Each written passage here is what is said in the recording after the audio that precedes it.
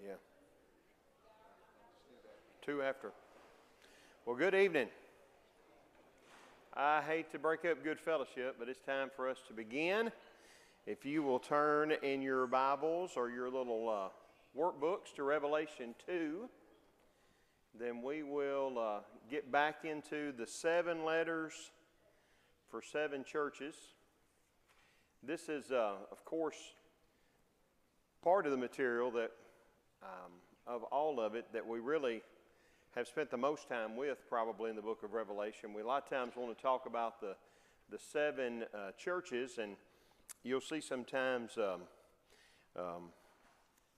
sermon series, 7 sermons, one on each of these and that type of thing. But as we talked about when we first got into all of this, there's a pattern, a form for these letters. We looked at the first one last week to the church at Ephesus, but there's a pattern to these letters. To the messenger, he's going to address this letter.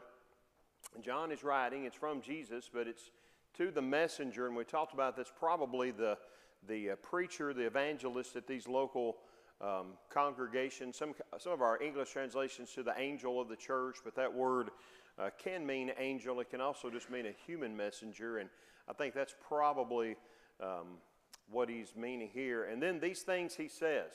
And he's going to introduce himself in a variety of ways, of course, is Jesus. But that's who the letter is really from. John is writing it, but it's really from Jesus. Then he'll say, I know. He knows what it is that's going on. Good, bad, everywhere in between. He knows what's going on in these different congregations because he's walking amongst the midst of them. And then he tells them they need to listen to what it is that he's saying. And then finally, he'll say to him that overcomes, and he'll talk about whatever, if they'll repent if they're doing wrong, or if they'll overcome whatever it is that challenges, tribulation, whatever it might be that they're facing, what it is that they will receive. We talked about that word, overcomes, in the original language is our word naki, and that's the idea, conquer or overcome. And as we'll see tonight, more so as we keep going through some of these, but I talked about last week that the form is really more important than the particulars. The things that he's repeating is really the idea that he's trying to get across to the church in the first century, and then what the message for us would be today as well. So when you jump down to verse 8 is where we are at this evening as we begin looking at the second of these letters. This is to the church in Smyrna. He says, and to the angel of the church in Smyrna write, and again that is following that same pattern that we saw with Ephesus, the words of the first and the last who died and came to life.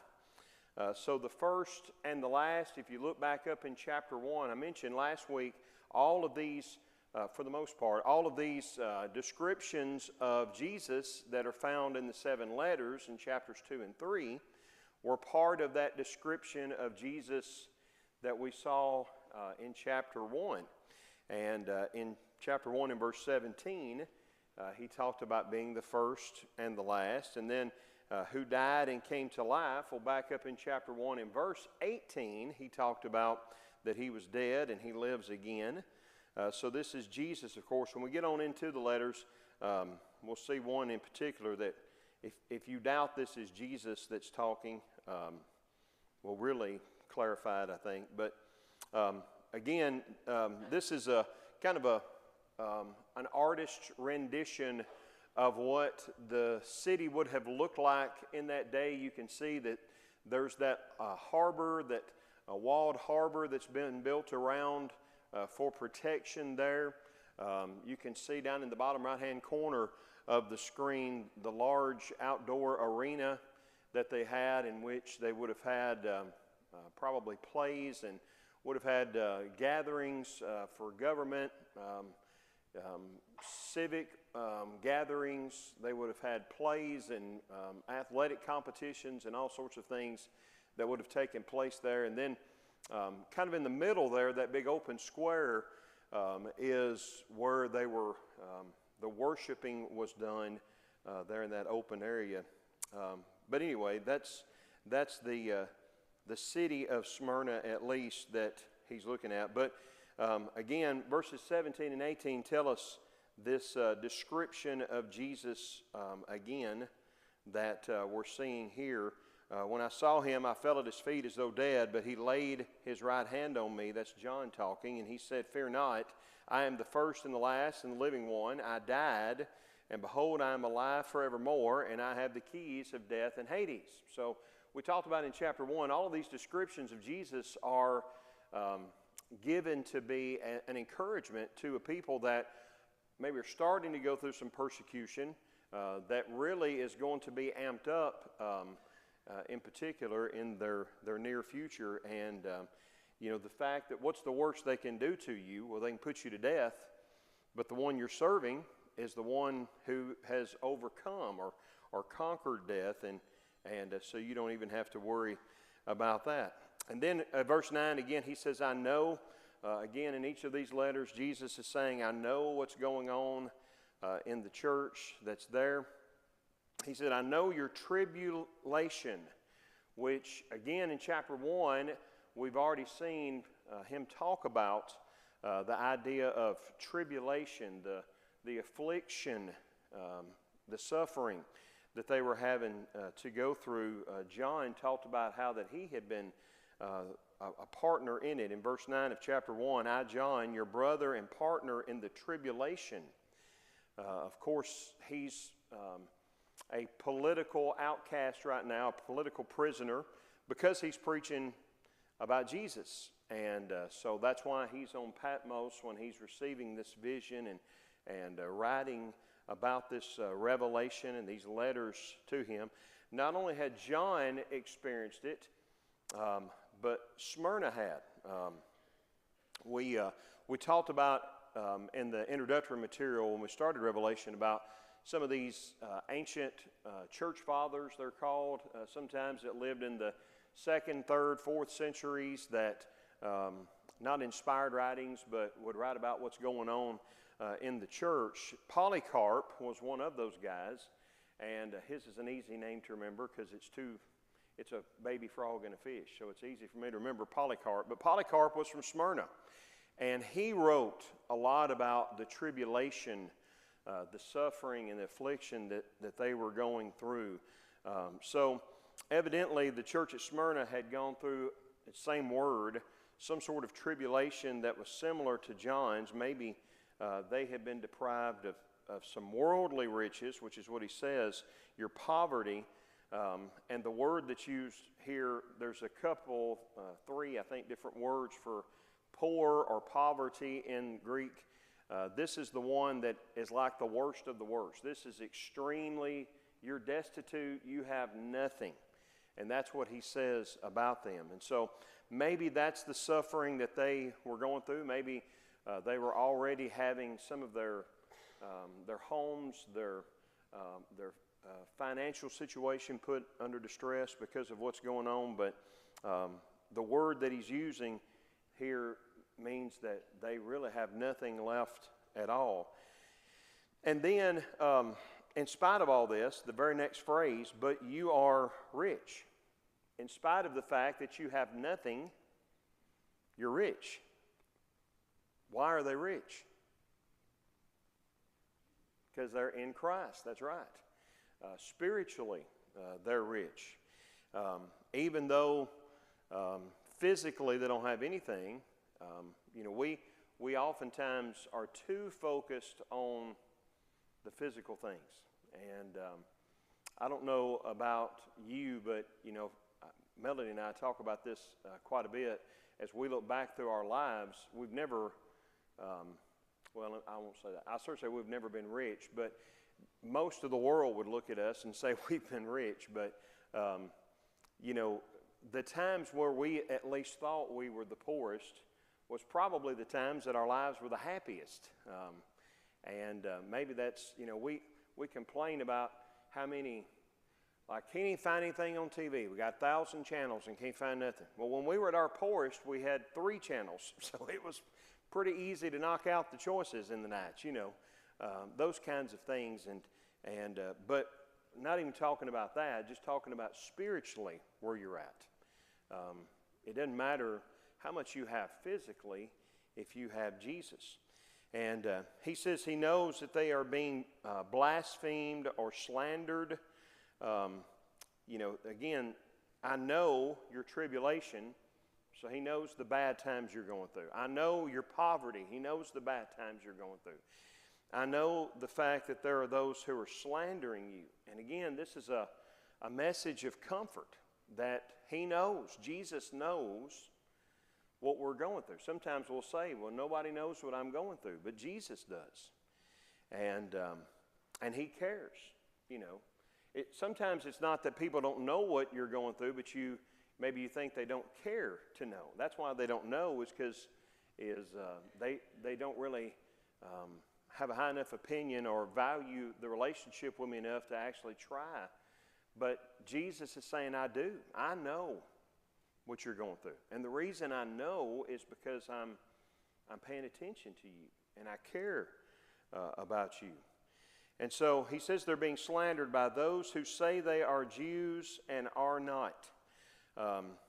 Josephus, which is a historian, a Jewish historian that maybe some of y'all have heard of, talks about how that a white Nissan Rogue in the parking lot is running. So if you have a white Nissan Rogue, we'll all close our eyes. It could be that it has the Spirit. Now, you might not to laugh. We don't know. Now we'll talk about what white in Revelation represents. You know, no. Anyway, those that are blaspheming you, that claim to be Jews that are not. Josephus talks about the fact that there was a lot of this going on because the Roman Empire, for the most part, did not really care what you did religiously. As long as there was peace, they didn't care what you did, you know. That's why they left the temple going and the high priests going. Now, they might try to, especially in a place like Israel, Jerusalem, where there was lots of problems that they had keeping the peace, they might try to put their own people in to encourage peace a little bit more. But they really didn't care what you did religiously. And for a while, and you can see this verbiage used sometimes in the book of Acts of, you know, the sect of the Jews that was the Christians, or the sect of the Jews that were of the way, or something of that nature. For a long time, Christianity kind of got a pass because they thought of them as just being a sect of the Jews like the Pharisees or the Sadducees or whatever it might be. But the more and more that Christianity spread and grew, and the more and more that Christianity was proclaiming that there's only one God and you can only worship one God, and they didn't have that standing, the standing with the Roman Empire that the Jewish religion did. So there were several that Josephus writes about that were Christians. It wasn't his. So if there's another Nissan Rogue, everybody close your eyes. Huh? It's getting worse, yeah. Anyway, it'll quit running when it runs out of gas. So anyway, there were Christians who were not Jews that claimed to be Jews just so they could avoid the persecution because they were not under the law. And when we get down to chapter 3, we're going to see kind of a similar thing going on. But anyway, especially in Asia Minor, the Jews could practice their religion without penalty. So, you know, they come in and say, "Are you a Christian?" "Oh, no, we're a Jew. We're serving the God of the Jews." But they're the ones, he says, that were the slandering. We know the slander of those who say they are Jews and are not, but are a synagogue of Satan. they're worshiping Satan, or they are a house for Satan. In Revelation 3 and verse 9, he says, "Behold, I will make those of the synagogue of Satan who say that they are Jews and are not, but lie. Behold, I'll make them come and bow down before your feet, and they will learn that I have loved you." So chapter 3 and verse 9 is similar to chapter 2 and verse 9. And again, maybe a reference to Jewish Christians Christians who claim to be Jews so they could escape persecution. But in verse 10, he says, "Even though I know everything you're going through," he says, "do not fear what you are about to suffer." When we pray to God, we typically pray to keep from having to face suffering, right? And it's interesting, y'all know I love to study the Psalms, and one of the things that you notice in the Psalms is how many times David will say something. He'll be thanking God in a thanksgiving psalm, or praising God in a praise psalm, about that I was injured even to the point of death, and you healed me. You brought me out of the pit. You brought me out of Sheol, or whatever.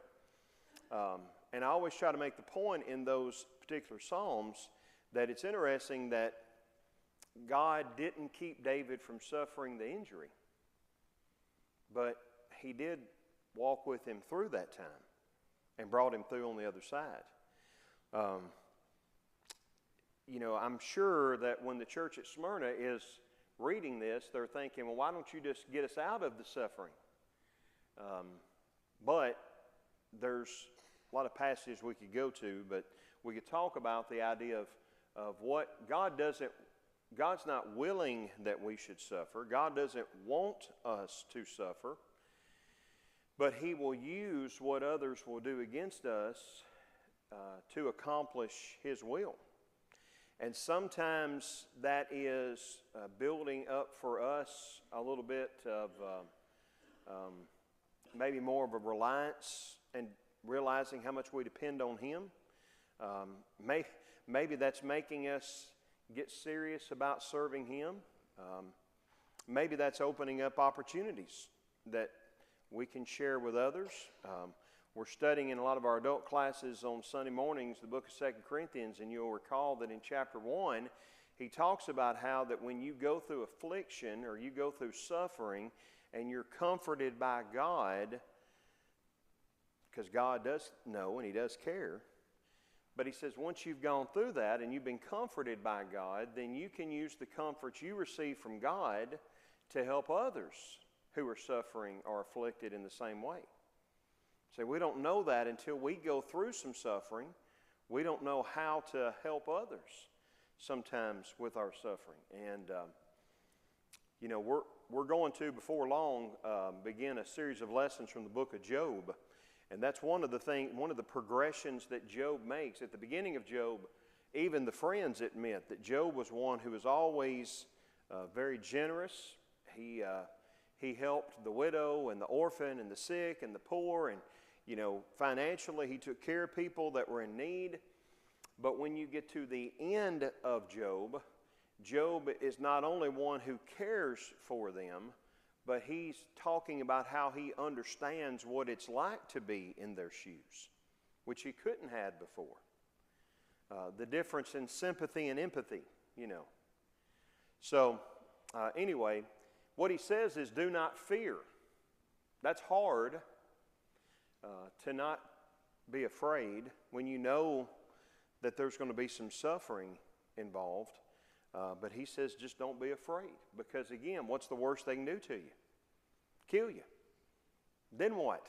I get to go be with Jesus. So, you're going to go through some suffering, but it'll be okay. And notice again, he says what you are about to suffer. You remember back earlier in chapter 1, he talks about this revelation, verse 1 and verse 3 are the things that will happen soon, must soon come to pass.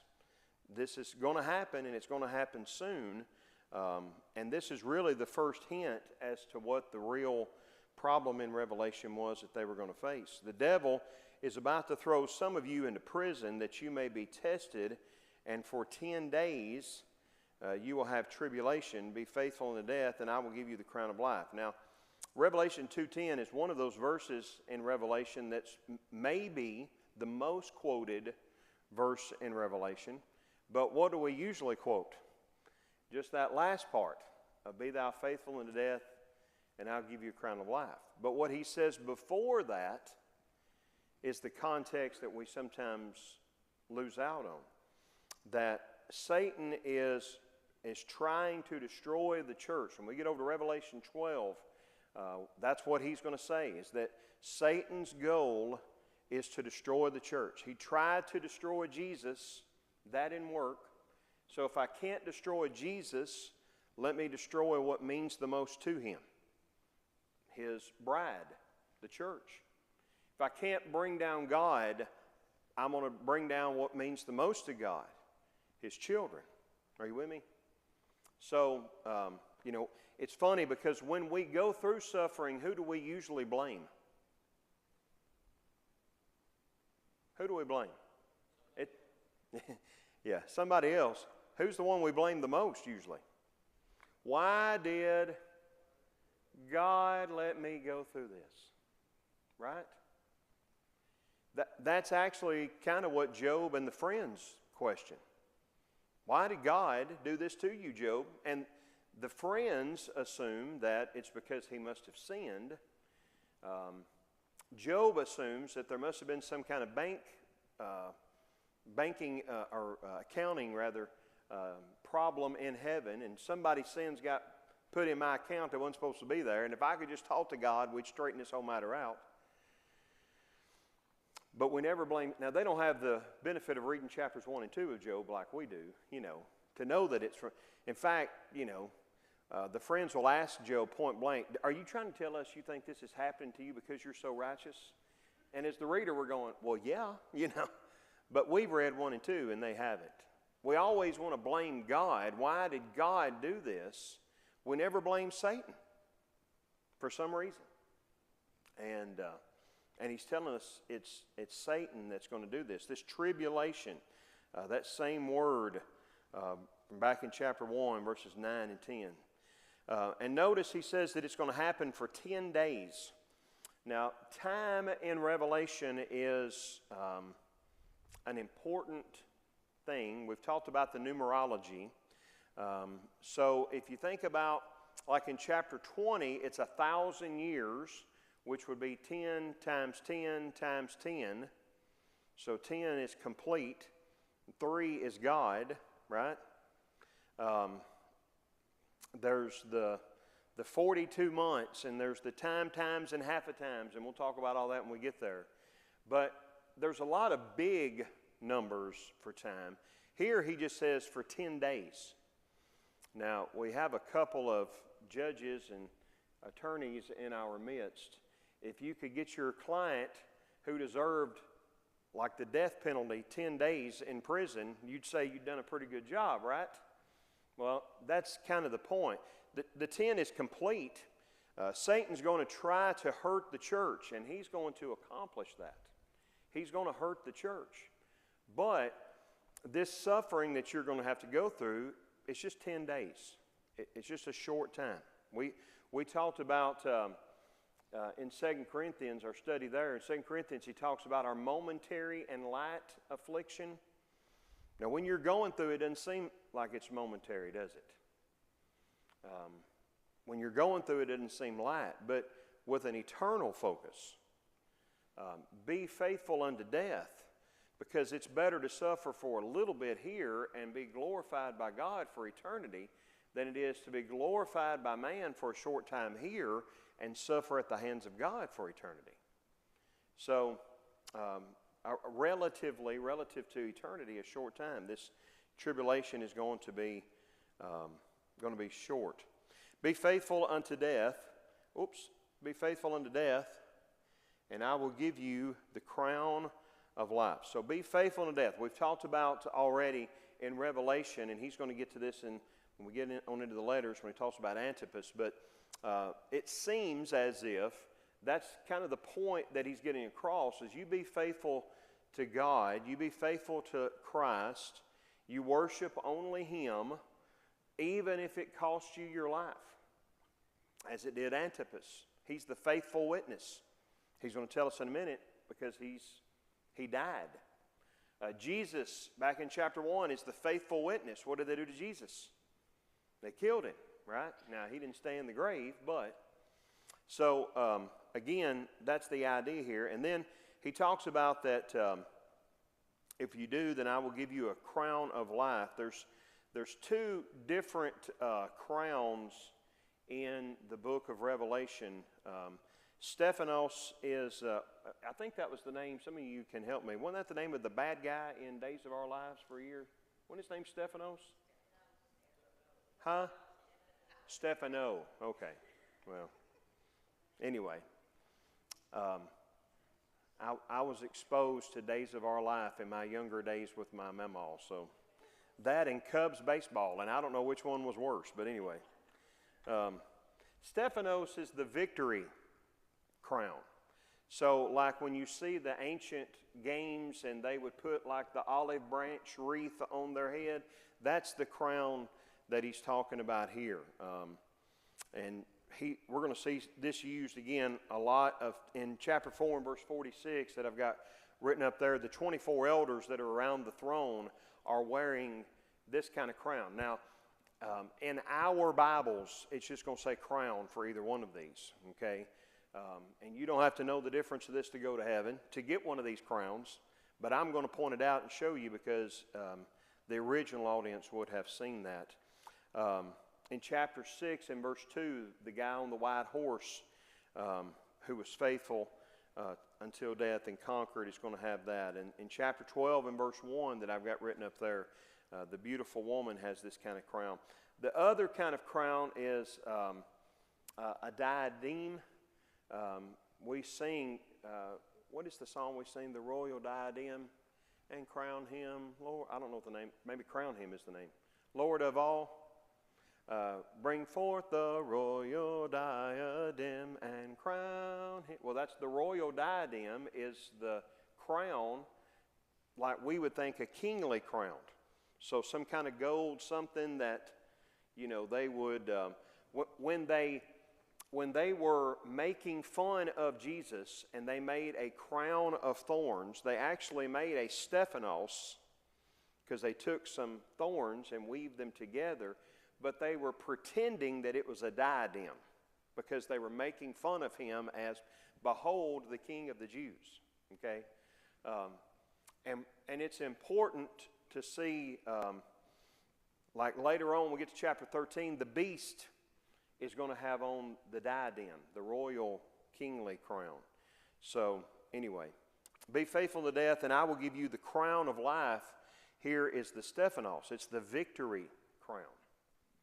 So if you Nike, you get the trophy, is basically what he's saying. If you overcome, if you conquer, if you stay faithful unto death, then you get the victory crown. And that's, again, the encouragement that he's given them. So, verse 11, he who has an ear, let him hear, which he said back in verse 7. And this was, again, I mentioned this last week when we were kind of shutting down, but we were getting towards the end of class time. Something that Jesus said often in the gospel accounts. He who has an ear, let him hear. Well, now he's going to say that over and over in these letters as well. He who has an ear, let him hear what the Spirit or the messenger says to the churches. The one who conquers, there's our Nike word, will not be hurt by the second death. So what is the second death? Well, over in chapter 20 of Revelation, he talks about it some more in verses 6 through 9. Blessed and holy is the one who shares in the first resurrection. Over such the second death has no power, but they will be priests of God and of Christ, and they will reign with him for 1,000 years. When the 1,000 years are ended, Satan will be released from his prison. So that second death, again, you can read more about it as you go on reading in through verses 13 and 15, but we'll talk more about it later. But then he talks about this millennium. He says they'll come out to deceive the nations, all these things that are going to happen. But the idea with the second death, the millennium is that period of time that Satan is bound and we'll talk more about that when we get there, when Christianity is not going to be persecuted by Satan anymore. But these people that are trying to hurt them, he's going to tell them, you don't have to worry. Let me get back over here to the text. You don't have to worry about that. You're not going to be hurt by the second death, and that's, I think, the eternal death. You may be faithful unto death. We usually use that like the length of my time. There's never a time when I can stop being faithful. But even if it causes you to be put to death, up to the point of death, be faithful unto death, even if it costs you your life. And you don't have to worry about the second death, which is the eternal death after all this is over. All this persecution is going to come to an end. Either you're going to be put to death, or Jesus is going to put an end to it. Your job is just to be faithful. Does that make sense? And then you don't have to worry about what's coming later on. So that's the letter to the church at Smyrna. And then we have Pergamum. And this is another artist's depiction of what Pergamum looked like. You can see kind of on the left side of the screen is the temple where they would offer their sacrifices to the pagan gods. Pergamum was the official capital of the Roman province. And so if you were going to have emperor worship, guess where it would probably start? Is right here in the capital of the province. Probably in that's where the edict would come to begin with. So in verse 12 he says, "And to the angel of the church of Pergamum write the words of him who has the sharp two-edged sword." So again he says, you're to write, John, this letter. It's going to the one who is the messenger at the church in Pergamum. And he says, this is the words of him who has the sharp two-edged sword. Well, remember us talking about the two different kinds of swords? There was the Roman sword, and then there was the barbarian sword. And this one is like in chapter 1 and verse 16, this is the barbarian sword that was coming out of the mouth of Jesus. So that curved sword. So my opinion is that Jesus used the barbarians to take down the Romans, and that's how eventually the Roman Empire is going to fall. Maybe that's how all this works, and that's why he's saying it in that way. But again in verse 13, "I know where you dwell, where Satan's throne is, yet you hold fast my name, and you did not deny my faith, even the days of Antipas, my faithful witness, who was killed among you, where Satan dwells." So he's commending them for holding on to their faith. He talks about Satan's throne. Thrones is going to be another important theme idea that runs through the book of Revelation. God sits on a throne. The other kings sit on their thrones. Satan gave them their thrones. We'll see in chapter 13 and verse 2. The dragon we've talked about already, but again, I keep getting ahead of myself because I'm wanting to show you these themes are running throughout the book of Revelation. But the dragon is Satan, if you understand that. The beast that I saw was like a leopard. If you remember the prophecy in Daniel 7, how much this sounds like what Daniel saw. The beast that I saw was like a leopard. Its feet were like a bear's. Its mouth was like a lion's mouth. And to it, the dragon gave the beast his power and his throne and his authority. And when we get over to this part of Revelation, I'll show you, I hope, and explain to you why I think the beast is the Roman Empire. So he's saying Satan is using the Roman Empire. The dragon is Satan. He flat tells us that. Satan is going to use him to accomplish what it is that he wants. You can go to places like in Romans and in 1 Corinthians and talk about the fact that government is ordained by God, and it is, but government is not authorized to do everything that government does. Sometimes our government outlaws things that it should not. Sometimes our government legalizes things that it should not. Sometimes governments do awful, terrible things to people that they should not.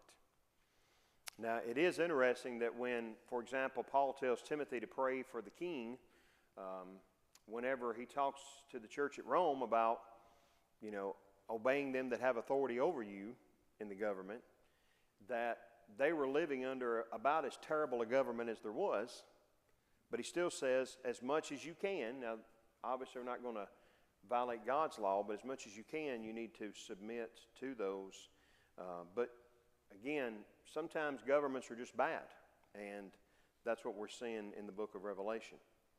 So, again, to the church, write this: I know where you dwell, where Satan's throne is. Maybe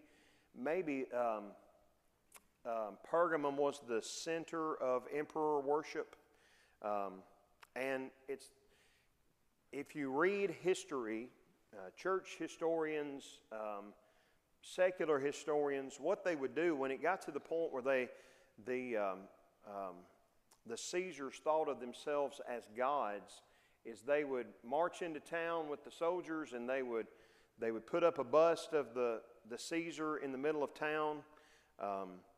Like, since I've been in Martin, when I've explained this to people, think about like up in the middle of town where the library is, that big gathering place outside where we have the community gospel meeting or whatever, kind of in the center of town where everybody would see it. And that's where you would go. There'd be soldiers lined up there, and you would have to go there. And if you burned some incense to the Caesar and worshiped him, Hail Caesar, then you got whatever it was that they gave that allowed you to go down to the farmer's market and buy your groceries.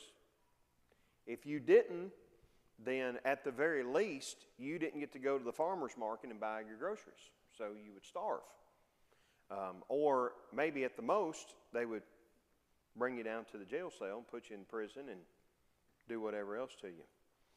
But even though that's where they're at, in the middle of all this going on, he says, you did not deny my faith, even in the days of Antipas, my faithful witness, who was killed among you. So evidently Antipas was a member of the church there in Pergamum.